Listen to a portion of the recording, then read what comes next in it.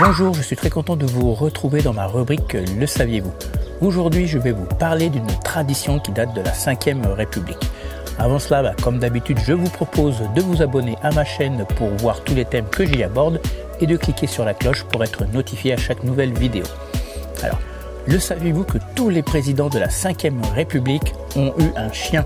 Ça a commencé avec le général de Gaulle qui eut en cadeau par la reine Elisabeth II un Gorky.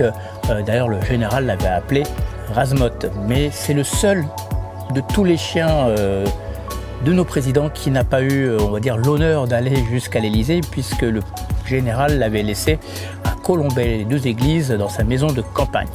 Puis il y eut, c'est avec Georges Pompidou en 1969 que, on va dire, est née la saga des Labradors. C'est le premier Labrador qui s'appelait Jupiter, qui a été emmené donc à l'Élysée par Georges Pompidou.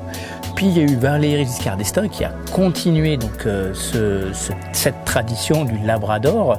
Le chien d'ailleurs s'appelait Samba. Mitterrand lui aussi donc fait perdurer la tradition du Labrador, son Labrador qui s'appelait Baltique, qui lui a eu entre guillemets l'honneur de pouvoir être là pendant les 2 septennats de Mitterrand.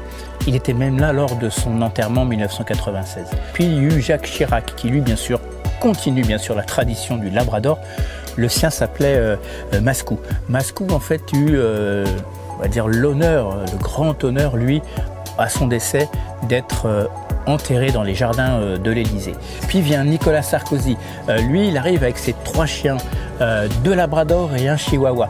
D'ailleurs, les meubles de l'Élysée s'en souviennent encore, puisqu'ils avaient fait quelques petits dégâts quand même, qui avaient coûté près de 8 000 € à l'État français de réparation.